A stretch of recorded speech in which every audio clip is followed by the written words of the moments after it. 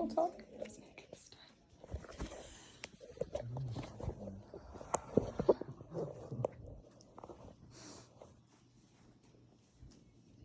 Social media may be a tool where it can practically ruin someone.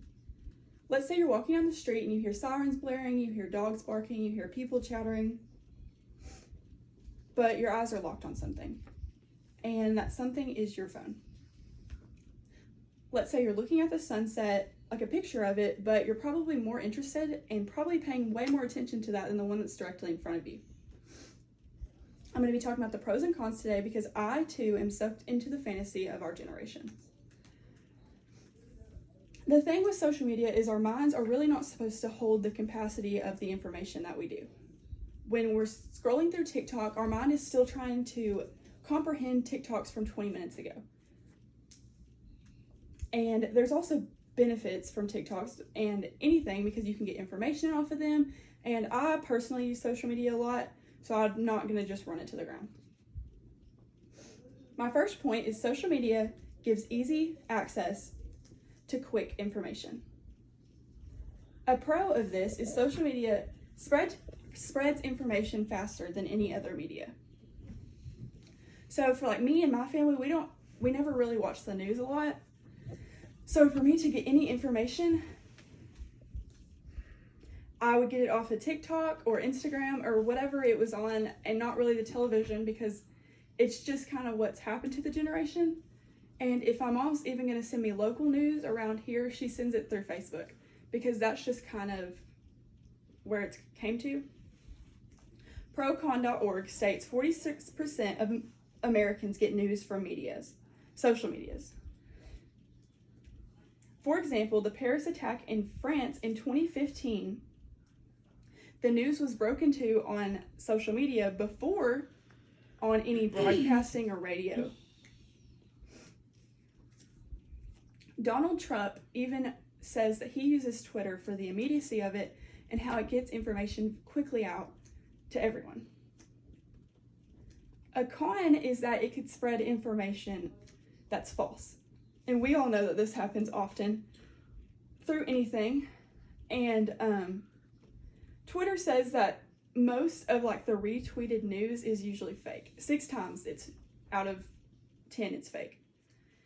Which is kind of sad because if we're looking at mostly false information, then we're always going to go with the false information. It's going to spread, and it's kind of like a rumor.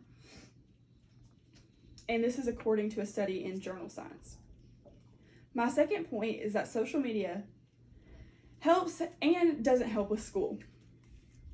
My pro is that social media does help with school, and this is because if you need some help on a math assignment or an English assignment, you can look up tips on TikTok, and it gives you quick and fast information. Like if you need it that night, you can get it on TikTok. And used to, you would kind of have to wait till the next day to get like a tutor or something, but now there's more online tutors, so that helps. Journal Applied Developmental Psychology. College kids should use social media to connect with others.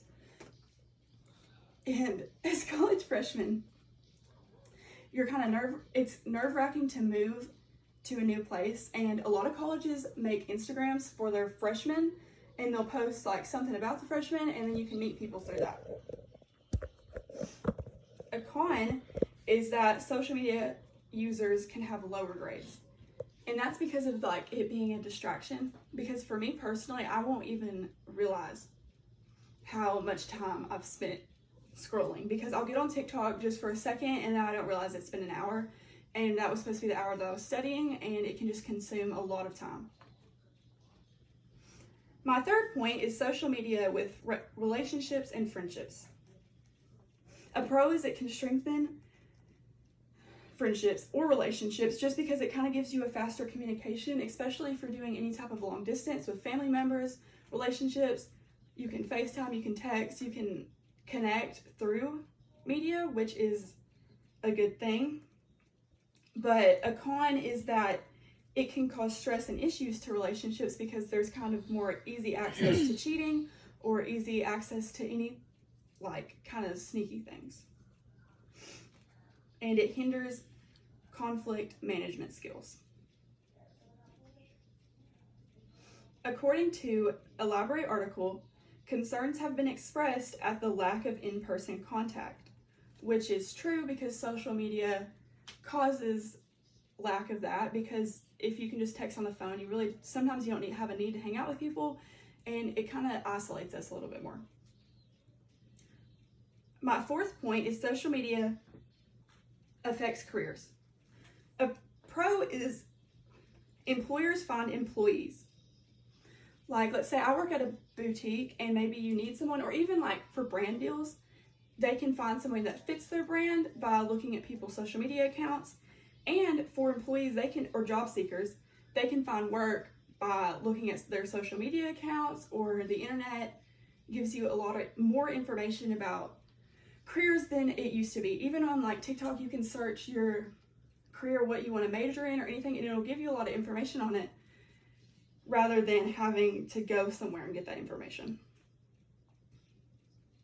BachelorDegree.com. Today, one of the most important tools in terms of career search, especially for college graduates, is social media, which is true. A con is media can harm job stability and employment prospects, which this is true because social media has given us an access to post, which means that we can post things that might not meet the criteria for that job.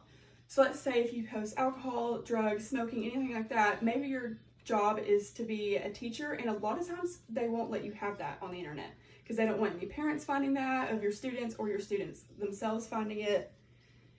So it can cause a lot of negativity because we end up posting a lot out there because we've grown up in this generation, so we just post a little too much, and it could affect our digital footprint. My fifth point is social media face-to-face interactions. A pro is social media facilitates face-to-face interaction.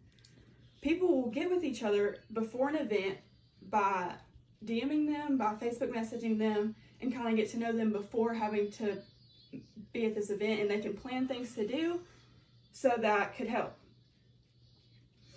A con is people spend less time interacting face-to-face as a result of social media.